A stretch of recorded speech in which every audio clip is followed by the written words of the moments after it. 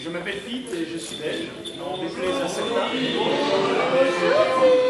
J'ai été désigné volontaire d'office pour vous parler du folklore belge du niveau de la peine. Alors je suis désolé, je ne vais pas vous présenter un PowerPoint comprenant des peinés des années 1950 ou bien essayer de vous...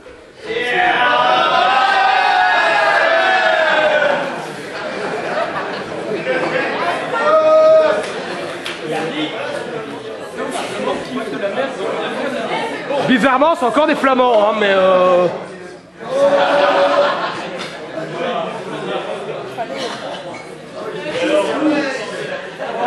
Tout d'abord, silence, s'il vous plaît. Et de deux, on va avoir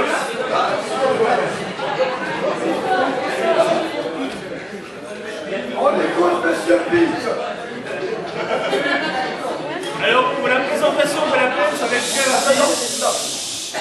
Bon, les Flamands, il y a silence, silence. Merci. À la vôtre. Ce sera bon pour votre voix. Alors, pour ceux que ça intéresse, pour la peine, je vais vous faire une petite description très rapide. Ceci est une peine, et non pas une calotte, encore moins une casquette. Les couleurs du droit sont mauvais blanc. Voilà.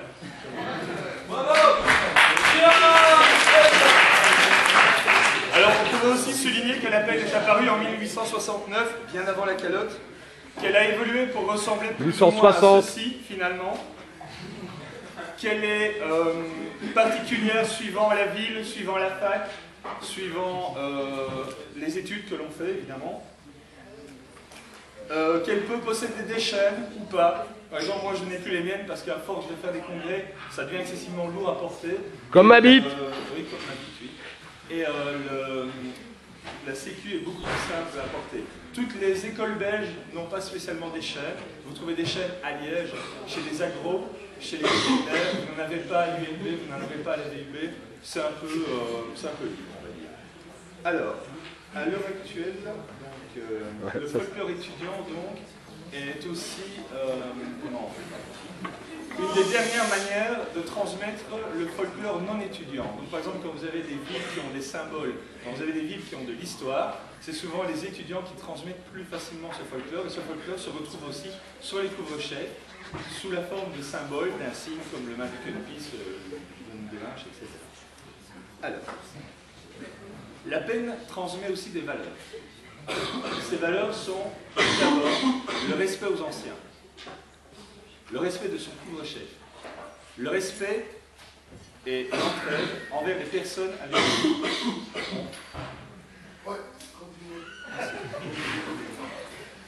respect et entraide avec les personnes avec qui on vient d'aide. On peut aussi, et on doit préciser, que la peine s'obtient automatiquement, de façon systématique, après le baptême. C'est-à-dire que toute personne qui termine son baptême, enfin qui le finit, reçoit donc ce couvre-chef. Chez les personnes qui sont ici, qui sont un peu plus anciennes, ça peut sembler Évident, aller de soi. Or, à l'heure actuelle, il n'en est rien. Dans ma ville, par exemple, on voit des passages de peine, c'est-à-dire qu'on pompe le folklore caloté, on le reproduit dans la peine.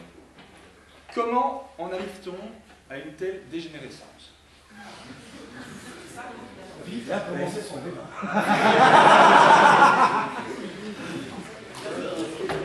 parce qu'on a laissé les calotins exister. On va faire l'impasse sur les lieux communs qui sont recensés chaque année. Les présentations des années précédentes étaient très sympathiques, mais ici on va parler d'autre chose. Mon intervention donc va plutôt essayer de tenter de lancer des pistes de débat et de réflexion sur un problème récurrent, mais auquel il faut s'attaquer, ou sinon il va nous bouffer. Et ce problème, c'est avant c'était mieux, maintenant c'est moins bien.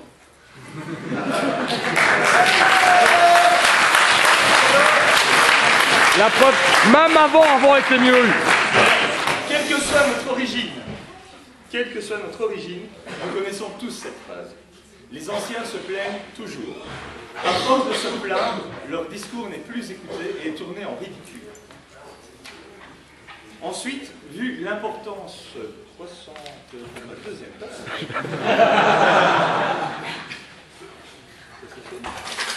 donc le temps ayant fait son affaire, le discours des anciens n'est plus écouté. Alors, quelle est la situation actuelle? Soyons clairs. Hormis les cercles où le baptême est fortement conseillé ou obligatoire, beaucoup de cercles en Belgique ont énormément de mal à recruter des bleus. Montrer l'exemple, aller chercher les bleus, avoir des gens à baptiser. Il y en a de moins en moins. Moi, quand j'ai fait mon baptême, nous étions 120. À l'heure actuelle, lorsqu'un cercle baptise une douzaine de rescapés, c'est la fête au village. On est content. Ça dépend des écoles, précise-le. Or, si à l'heure actuelle, on se contente de si peu, il n'en a pas toujours été forcément ainsi.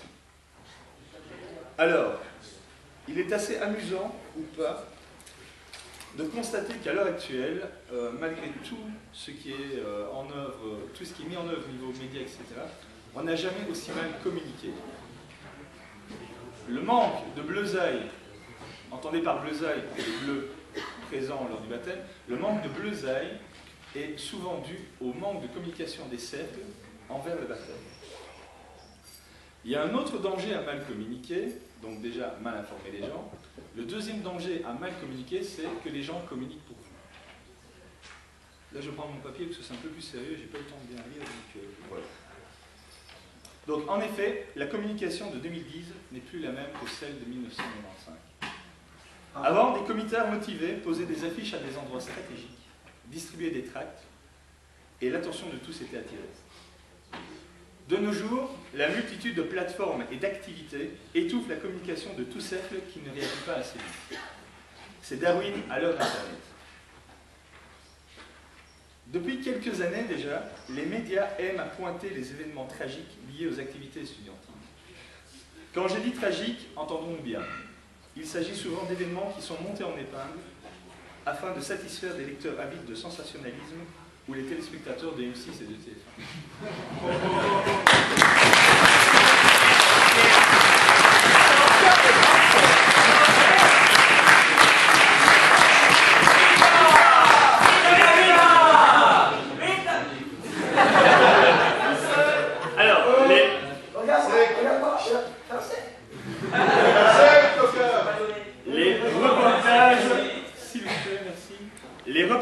Produits par ces chantres de l'objectivité et du bon goût abondent dans le sens des autorités facultaires ou gouvernementales, selon que l'on soit belge ou français. L'image auprès de la population, et donc des futurs bleus ou impétrants, n'est pas trop en notre faveur. Or, s'il est vrai qu'une aura de secret entoure le baptême et le monde estudiantin, le rendant mystérieux, particulier, voire dérangeant, on entend parler souvent de secte.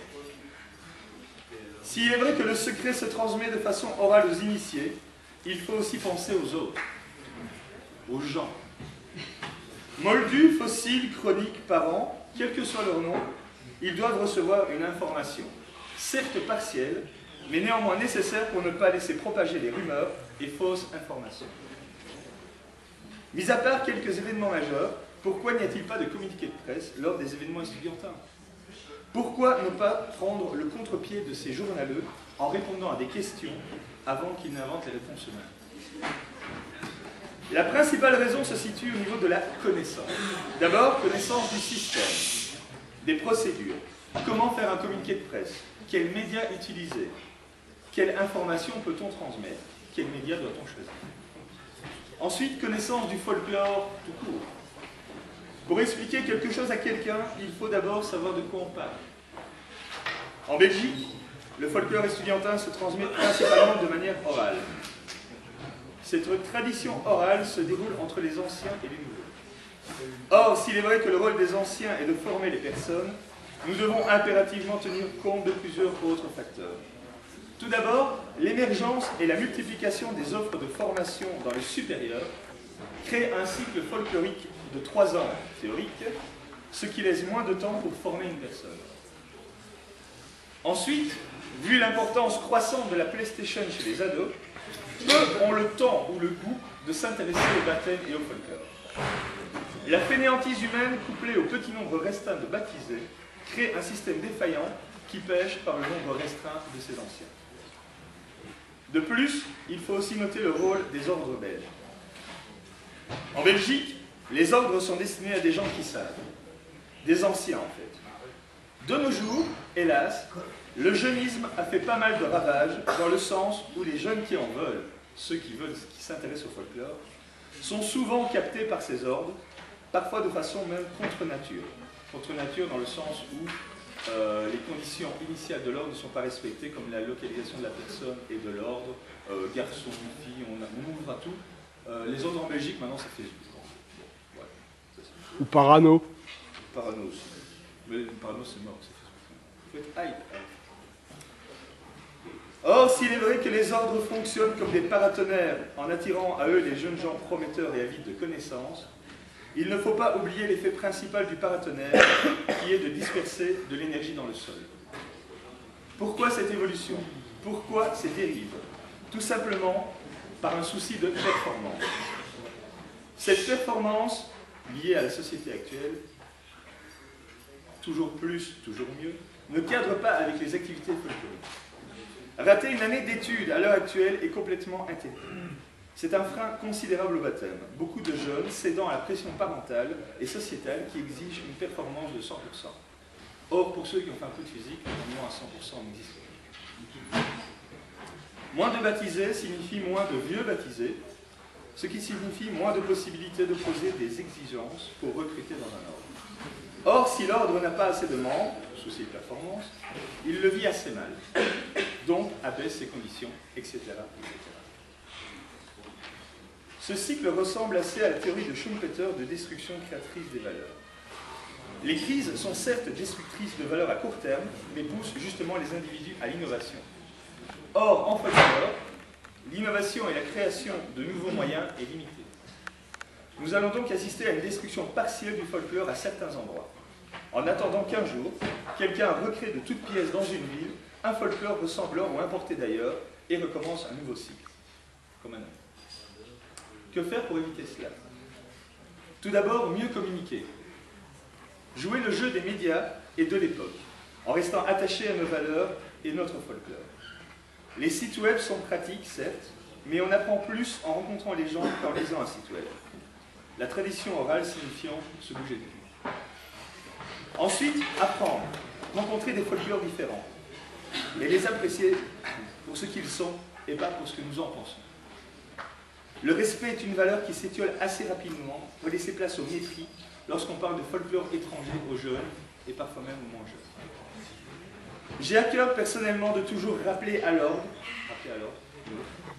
ceux qui critiquent un folklore qu'ils ne connaissent pas, et je les exhorte à aller eux-mêmes voir ce qui se passe sur place et surtout de faire preuve d'humilité. D'humilité? Juger sans connaître est un manque total de respect. Ils ont tout à gagner. Personnellement, en voyageant fréquemment en France, j'ai découvert beaucoup plus qu'un folklore. J'ai découvert une culture, des gens formidables, des amis, et même plus. Alors je terminerai en vous disant 3 choses.